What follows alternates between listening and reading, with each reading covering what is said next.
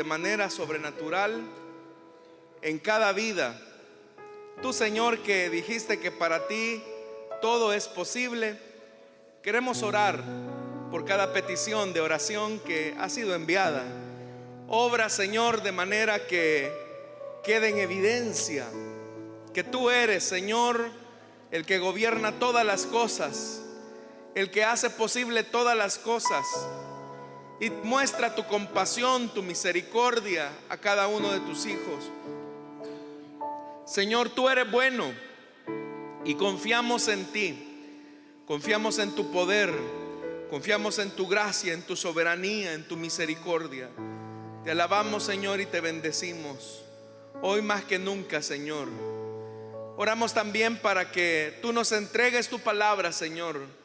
Ilumina nuestra mente, nuestro entendimiento, nuestro corazón, y pon un espíritu receptivo que no solamente se limite a hacer algo, sino que obedezca tu palabra. Todo lo pedimos en el nombre de Jesús, nuestro buen Dios y nuestro Salvador, por quien te damos las gracias. Amén y amén. Démosle fuertes ofrenda de palmas a nuestro Dios, hermanos. Bendito sea el Señor. Quiero invitarles, amados hermanos, a que se puedan poner en pie y vamos a abrir la Biblia en el primer libro de las Crónicas. Primer libro de las Crónicas. Vamos a leer ahí en el capítulo 28 del primer libro de las Crónicas. Primer libro de las Crónicas, capítulo 28, versículo número 9. La palabra de Dios nos dice en el primer libro de las Crónicas: y tú, Salomón, hijo mío, reconoce al Dios de tu padre y sírvele con corazón perfecto y con ánimo generoso, porque el Señor escudriña los corazones de todos y entiende todo intento de los pensamientos. Si tú le buscas, lo hallarás, pero si lo dejas, Él te desechará para siempre.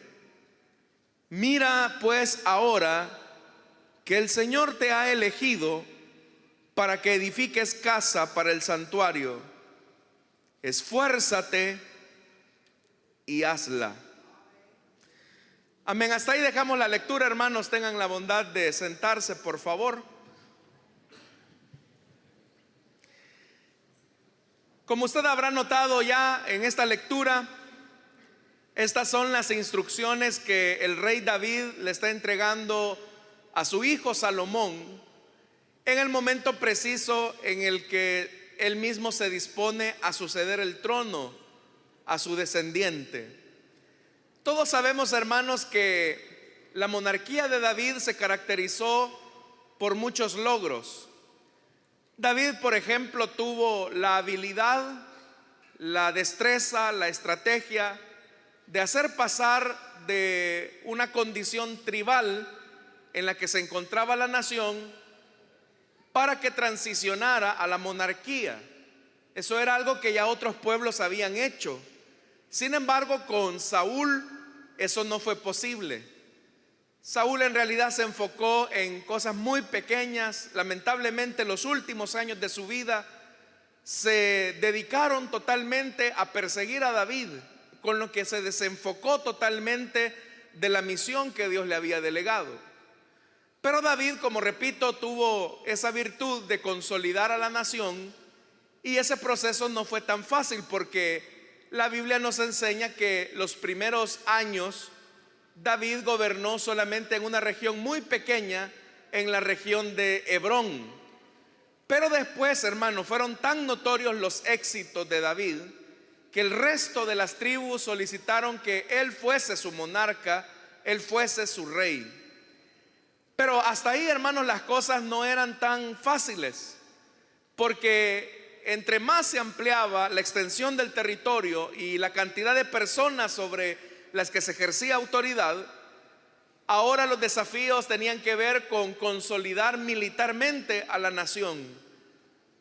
Recordemos que lo que Israel tenía hasta este momento era apenas unos pequeños grupos armados que no era que se dedicaban al 100% a la guerra, sino que en momentos de conflictos el rey tenía la facultad de llamar a estos hombres para que fueran a la batalla, pero posteriormente estos hombres regresaban a sus hábitos, a sus rutinas diarias.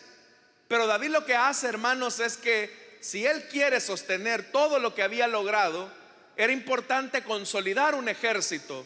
Y por eso es que de cada tribu él levanta un número significativo de hombres para que se constituyan en el ejército de Israel.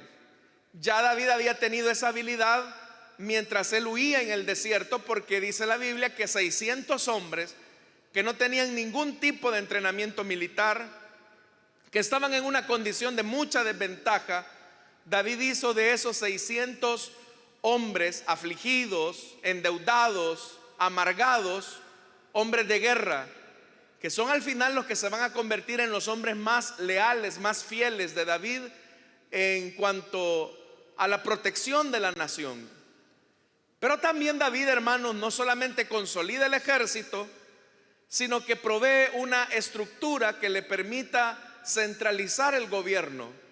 Por eso es que David sabía que existía una rivalidad muy profunda entre el norte y el sur. Para entonces armonizar ambas locaciones, David lo que decide, hermanos, es elegir un lugar neutro para ambas partes.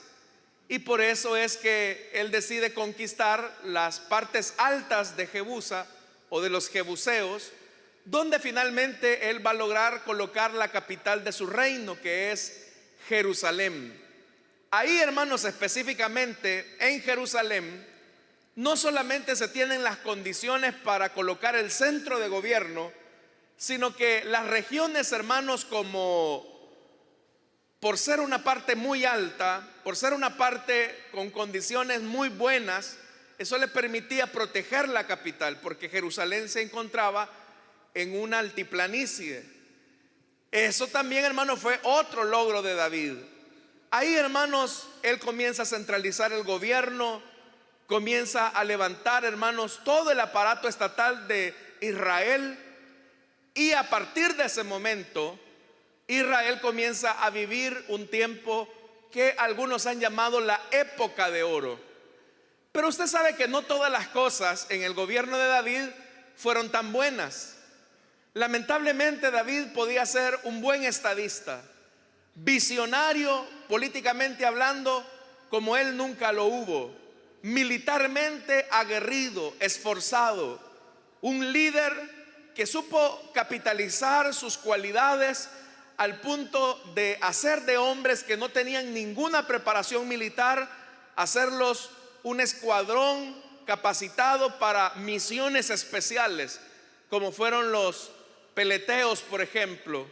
Todo eso, hermanos, nos habla de las virtudes de David, pero como le repito, lamentablemente David en los aspectos internos, en aquellos en los que también tuvo que poner diligencia, lamentablemente fracasó. Su familia se perdió.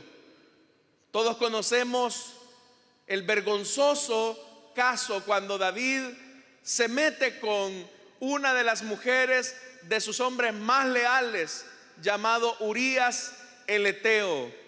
Como resultado de esa falta, la mujer queda embarazada y David, a través de un montón de artimañas, trata la manera de ocultar su pecado para que eso no salga al escrutinio público. Amados hermanos, nosotros podemos tener muchos éxitos en la vida. Quizás las personas cuando lo ven a usted le admiran por todo lo que ha alcanzado, pero es bastante triste cuando en los aspectos importantes de la vida nosotros fracasamos. Nosotros perdemos de perspectiva lo que de verdad importa. ¿Cuántas personas no hay que tienen éxito en lo que hacen, pero pierden sus matrimonios?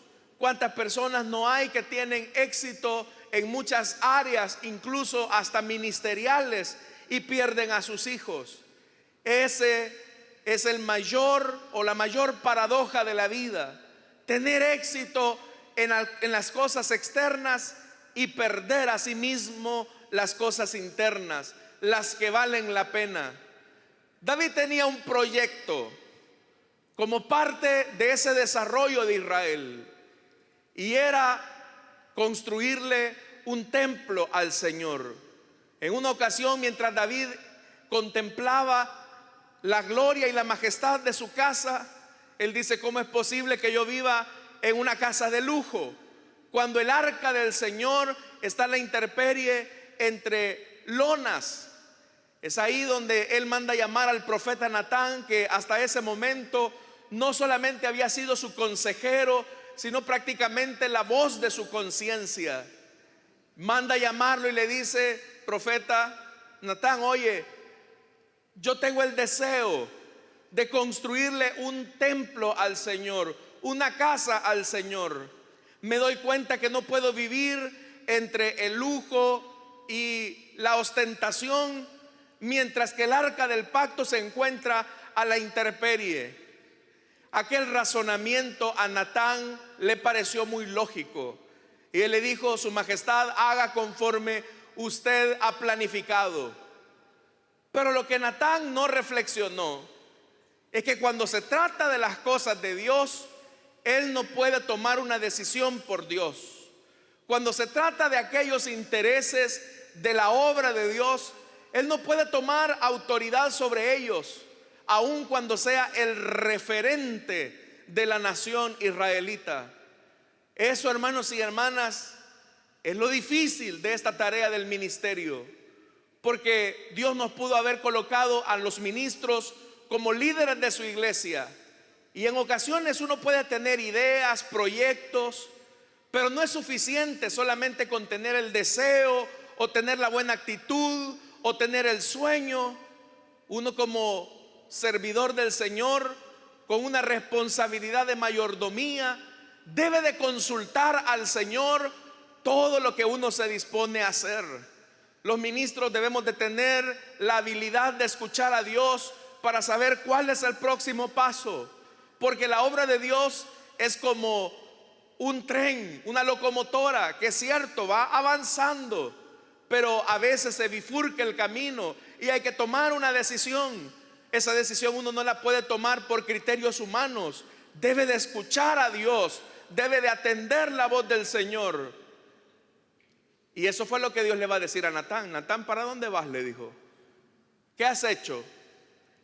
No, David me dijo que te quiere construir casa, que te quiere construir un templo en honor a ti. ¿Cómo es posible que las demás naciones de la tierra tengan lugares sagrados para honrar a sus divinidades y nosotros tengamos apenas una tienda de reunión? Pero yo no le he pedido, le dice. Es más, le dice: te vas a regresar y le vas a decir a David que David no me va a hacer nada. David ya tenía todo. Tenía los planos, tenía los materiales, tenía ya la organización para hacer ese templo. Lo tenía todo. Hermano, ¿se imagina usted que de repente tiene todo para emprender un proyecto por el cual ha soñado por muchos años? Tiene los materiales, tiene el recurso, tiene las alianzas, tiene, hermanos y hermanas, la sociedad, lo tiene todo, pero de repente Dios dice: no, tú no lo vas a hacer. Y eso, hermanos y hermanas, requiere de mucha madurez para entenderlo. Y es lo que ahora Natán le va a decir al rey David. Dice la Biblia que Natán se regresa, y a David le extrañó eso, porque era algo que no era usual. ¿Ha pasado algo, Natán? Sí. El Señor dice que tú no le vas a construir casa en honor de su nombre. Y es más, te voy a decir algo: no lo vas a hacer tú, lo va a hacer tu descendiente, tu hijo Salomón. Él lo va a hacer, tú no lo harás. Hermano, es un sentimiento el que David está experimentando en ese momento, Porque seguramente que David amaba a su hijo, lo ama, amó a su hijo Salomón. Pero cuánto anhelo no había en el corazón de David porque se le reconociera como la persona que construyó casa en honor al Señor.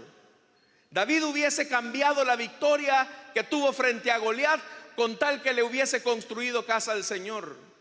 David hubiese cambiado la gloria de su ejército con tal que el Señor le concediese este privilegio. Lamentablemente el Señor no se lo permitió.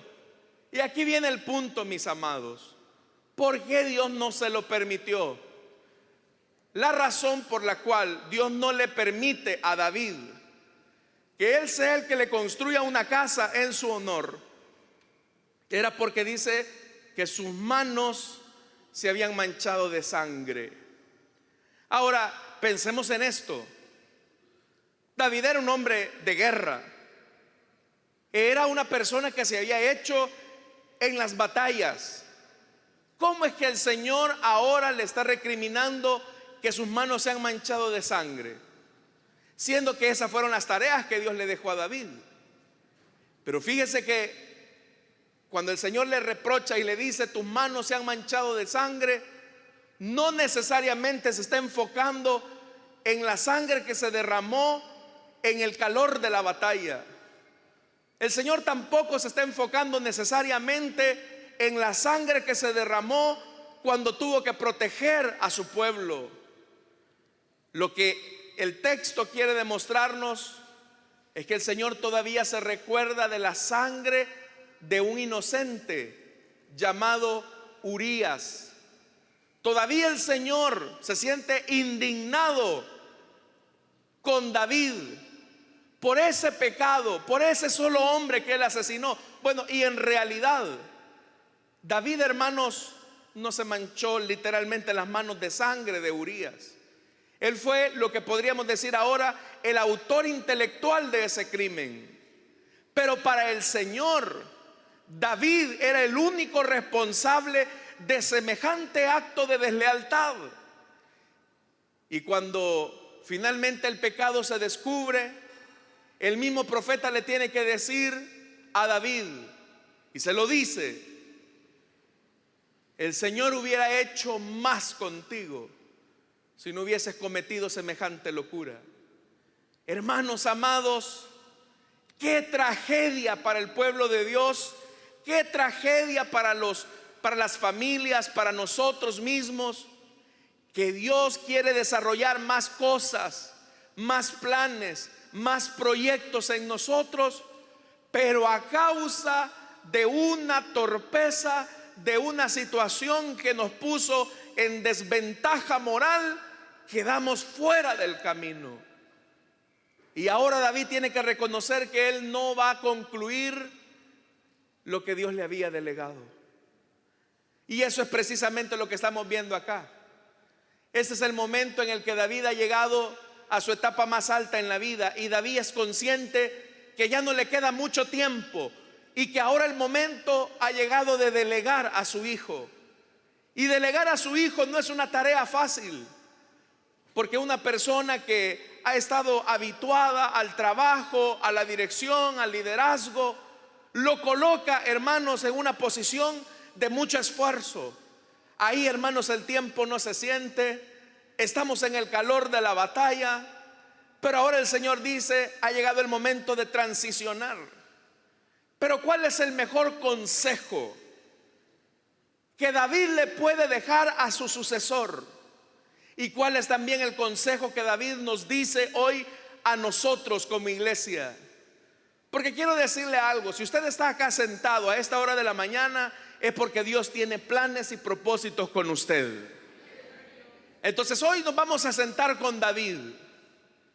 Vamos a ir a la sala de David y a tener esta conversación en la que David nos va a dar su mejor consejo para concluir lo que él no pudo terminar, para terminar aquello que en el corazón del monarca solamente fue un deseo, un sueño y un anhelo. Dice la palabra del Señor, versículo número, oiga, En el verso 8, no lo leímos, pero dice: ahora pues, delante de todo Israel, congregación del Señor y de nuestro Dios que nos escucha.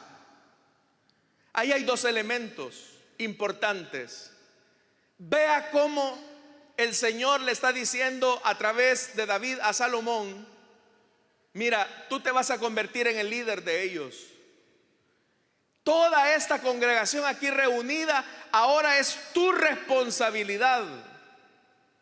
Pero también no solamente estamos ante gente a la que vas a dirigir, sino que estás delante de Dios, delante del Dios que nos escucha.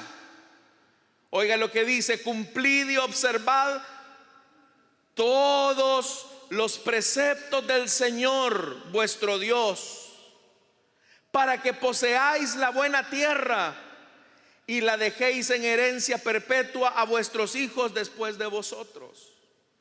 Miren lo que David le está diciendo a Salomón y a la congregación misma. Toda bendición de Dios requiere responsabilidad y compromiso. Todo lo que Dios nos da es prestado, no es nuestro. Como administremos esos recursos, va a demostrar nuestra fidelidad o nuestra infidelidad, que es uno de los temas que hemos estado tocando en los últimos domingos. El éxito de Dios no consiste en obtener los aplausos del mundo. El éxito de Dios no consiste en amasar riquezas. El éxito de Dios tampoco consiste, hermanos, en ser reconocido por las personas. El éxito de Dios se mide en una palabra: fidelidad. ¿Cuál es el éxito de un matrimonio? Su fidelidad. La fidelidad mutua. Es más, el día en que tengamos que presentarnos frente al Señor y Él tenga que pesar nuestras obras, el Señor solamente va a decir algo: ¿me fuiste fiel en lo poco que te di? Porque si me fuiste fiel en lo poco que te di, sobre lo mucho te voy a poner. Entonces vea: ven, buen siervo y fiel. Lo que nos hace buenos delante de Dios es nuestra fidelidad. Y hoy el Señor le está diciendo a Salomón en presencia de la congregación: Salomón, tú tienes que ser fiel a esta gente. No puedes ver a las personas como un número más. No puedes ver a las personas como un número que te va a permitir tener algún tipo de impuesto del cual vas a sacar provecho. Eso, hermanos y hermanas, de aprender a ver el valor que hay detrás de cada persona, es importante para cumplir la tarea de fidelidad que Dios nos ha encomendado. Uno puede decir: mira, hermano, si a mí la célula que me han dado, 2 viejitos, un niño, y a veces llega un bolito. Pero tú no sabes si esas personas que están ahí, Dios las va a rescatar, Dios las va a usar en sus planes, y tú las estás despreciando. ¿Cuál fue el éxito de David cuando llegaron los amargados, los endeudados, los que tenían pleitos con medio mundo? ¿Cuál fue el éxito de David? Que David supo ver que detrás de esas personas que tenían todos esos defectos, podía sacar personas útiles, valiosas para el reino de Dios. En lo que Dios te ha dado, ¿qué ves, hermano? Comenzando por tu familia, ¿cuál es el valor que tú le das? Ay, hermano, si supiera, mi hija, ay Dios, mi hijo, ¿qué esperanza tengo yo con él? Mi mujer, peor todavía. Y no valoramos. No son simplemente personas más, hermanos. Es una responsabilidad la que Dios nos ha dado frente a ellos. Y es lo que Dios le está diciendo a David: mira toda esta gente, aquí hay niños, aquí hay mujeres, hay ancianos, y ahora tú eres responsable delante de ellos. Y Dios está aquí, y Dios escucha. Más adelante le dice entonces: y tú, Salomón, hijo mío, hijo mío. Y aquí viene el primer consejo que David nos da a nosotros. Reconoce al Dios de tu padre. Tú has visto en mí cómo he servido al Señor en obediencia. No he sido perfecto, Salomón, tú lo sabes. Tu mamá ya te tuvo que haber contado cómo es que tú apareciste acá. Pero te voy a decir algo. Nunca se me cruzó por la mente poner mi mirada en otro Dios. Por eso es que más adelante, hermanos, en el Nuevo Testamento ya se dirá que David era conforme al corazón de Dios. ¿Por qué? Porque para David solamente había un único Dios y un único Señor.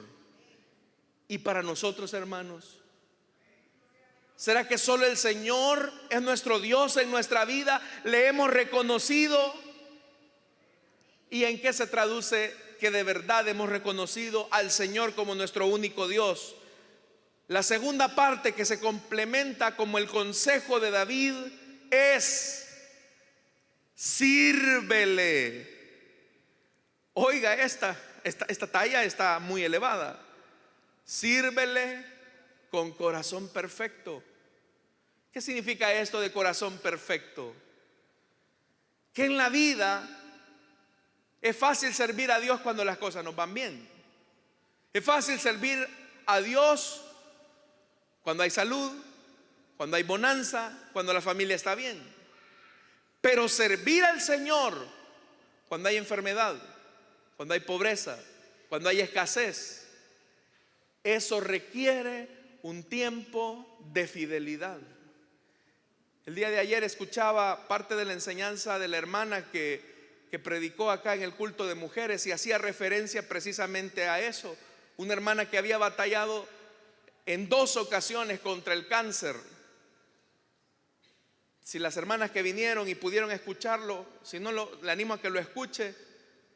Hermano, la hermana decía algo: si yo tengo que partir ni modo de esta tierra, lo voy a hacer con las botas puestas, palabras más, palabras menos, sirviendo al Señor. Servir al Señor, hermanos. Porque es fácil servir a Dios cuando las cosas nos van bien, pero se requiere de fidelidad para servir al Señor cuando no estamos tan bien.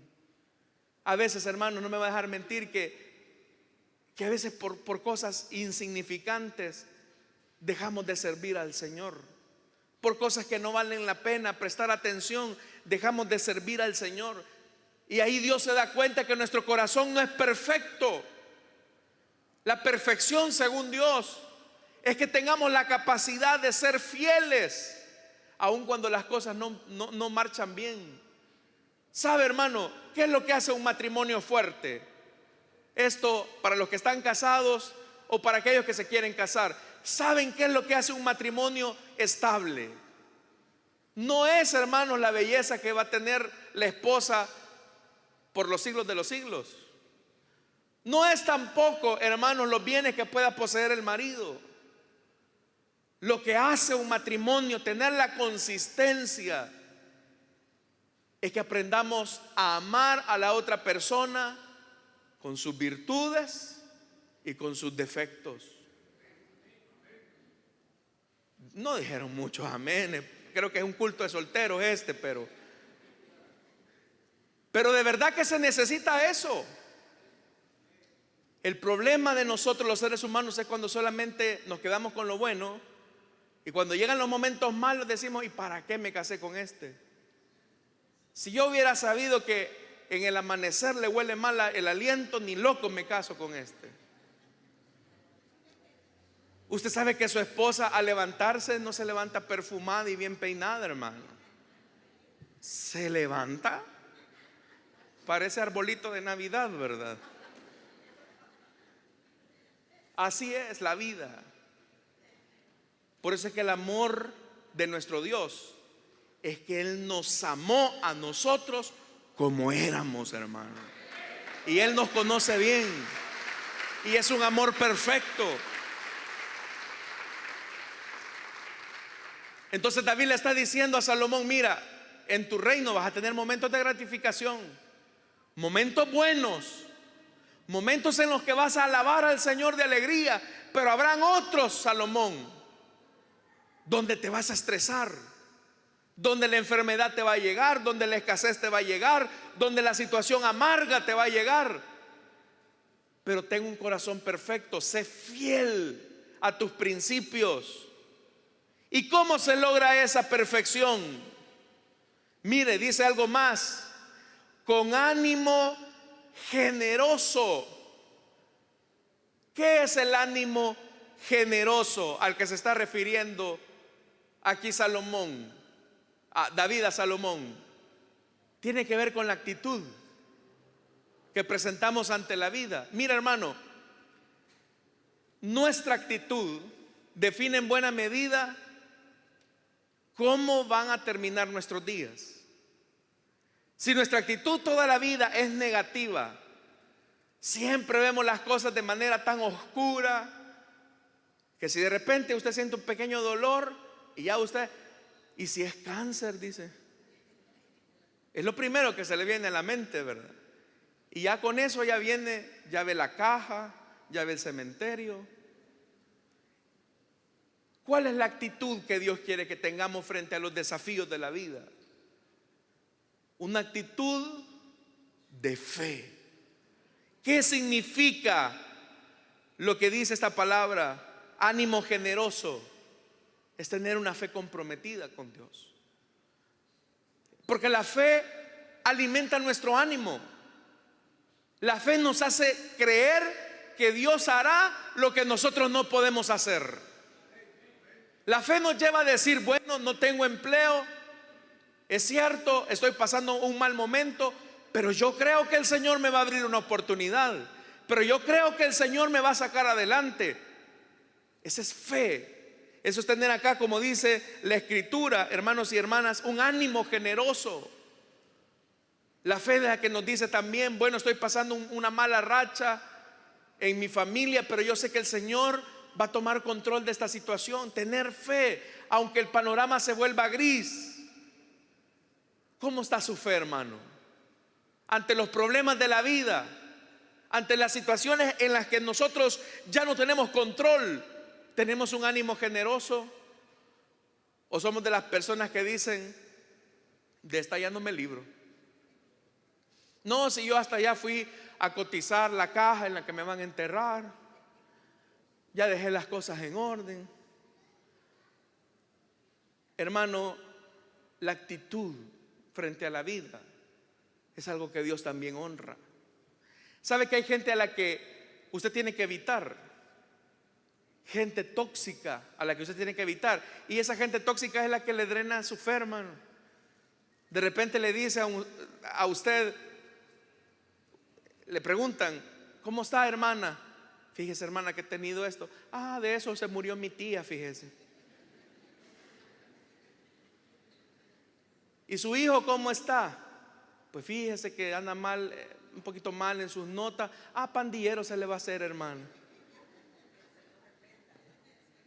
Esa gente así, hermano, bendígala y de lejitos, ¿verdad? Porque hay gente que le drena la fe. Gente con actitudes negativas. Usted dice, hermano, fíjese que quiero emprender esto, quiero hacer esto, echar a andar este proyecto, este es mi sueño, esta es la visión que Dios me ha dado. No, hermano, si aquí esto no se puede. Pero usted tiene que tener un espíritu generoso. Porque sabe algo, todo lo que David había alcanzado hasta este momento no había sido por David, había sido por el Señor que había caminado con él durante esos 40 años. Y todo lo que Dios le va a dar, hermano, hermana, a usted en el futuro es tan solo por la gracia y la misericordia de Dios, que lo va a bendecir y hará resplandecer su justicia sobre usted. Pero tiene que cambiar un poco su actitud. Y a veces la actitud se refleja en el rostro. Hay gente que anda amargadísimos, como que los bautizaron en vinagre, hermano. Pero no, hermanos amados, tenemos el gozo del Espíritu, ¿sí o no? Entonces con actitud ante la vida, y el día que nos partamos de esta tierra con una sonrisa tenemos que irnos de acá. Digo yo, ¿verdad? Bueno, dice más la palabra, porque el Señor, y esa es la clave, porque el Señor escudriña los corazones de todos y entiende todo intento de los pensamientos. Si tú le buscas, ¿qué dice? Lo hallarás. Parte del consejo de David a Salomón es: hijo, por encima del reino, por encima de la economía, por encima del humor social de la nación, por encima de tu popularidad frente a la gente, por encima de todo eso, Dios tiene que ser tu prioridad. Búscalo y lo hallarás. Y eso habla, hermanos, de hacer de Dios nuestra prioridad en la vida. Pero David le advierte: pero si lo dejas, si lo abandonas, si lo dejas en el último lugar, Dios te va a desechar. Y esto, hermanos, David lo está diciendo de su propia experiencia.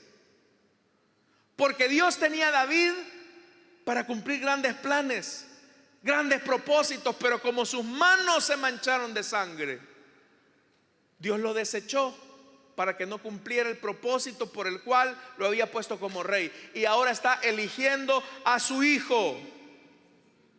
Por eso dice el verso 10, con lo que vamos terminando: mira pues ahora que el Señor, hermano, eso es un privilegio. Mira pues ahora que el Señor te ha elegido para que edifiques casa para el santuario. El Señor te ha elegido. David le está diciendo esto: mira, Salomón, lo que yo hubiese querido hacer, no lo voy a hacer. Dios dijo: David, tú no, tu hijo sí. Pero ese es un privilegio. Y todo privilegio, hermanos, tiene una gran responsabilidad. Y para lograr eso, último consejo de David en el reconocimiento que se debe de hacer de Dios: esfuérzate y hazla. No te quedes solamente con la intención: bueno, ahí están los materiales, ahí están los planos, ahí está la gente, ahí está el dinero, hay que se haga. No, esfuérzate, esfuérzate. Estimados jóvenes que están acá en este auditorio, escúchenme por favor, y los que me ven a través de las redes sociales y nos oyen a través de la radio.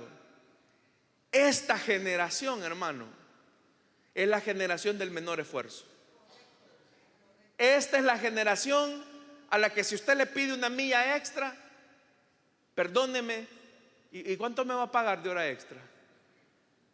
Y no hay sindicato acá.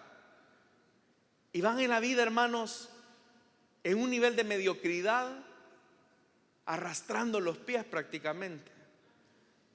Yo les aseguro que a veces si uno pone a una persona mayor, tiene una actitud, hermano, pero hay unos muchachos que literalmente van arrastrando los pies porque no se esfuerzan. Ay, mañana, el otro año, y no hay un nivel de esfuerzo.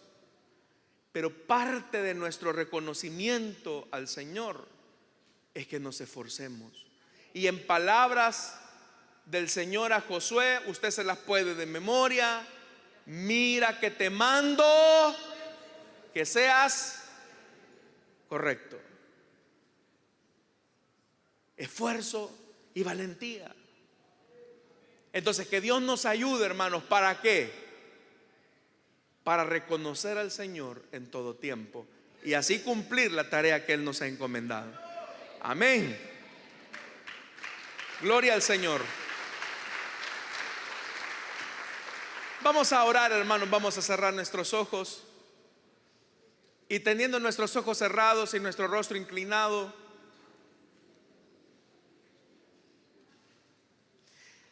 esta mañana quiero hacer una invitación para aquellas personas que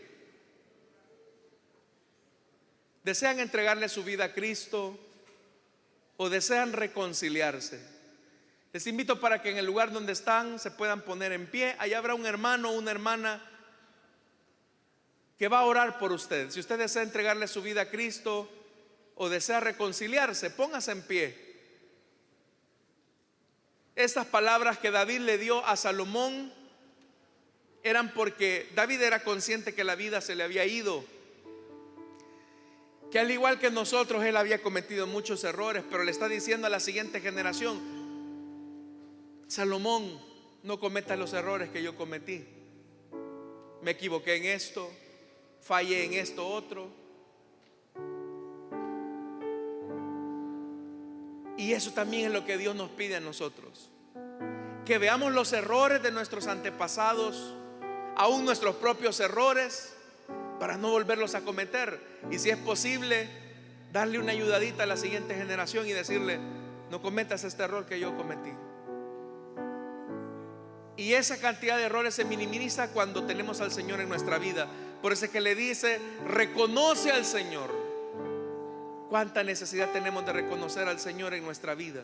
Por eso esta mañana, si hubiese alguien que desea reconocer a Dios, recibirle en su corazón, le invito para que se ponga de pie. Vamos a orar. ¿Habrá alguien?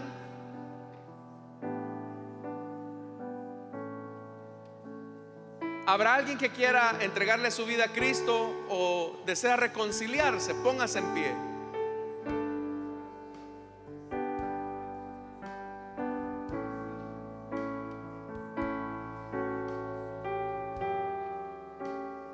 ¿Hay alguien? ¿Alguien que desea entregarle su vida a Cristo o desea reconciliarse? Póngase en pie.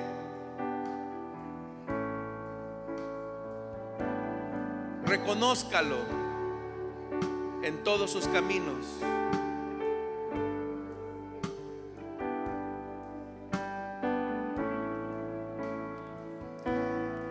Vamos a orar entonces, hermanos.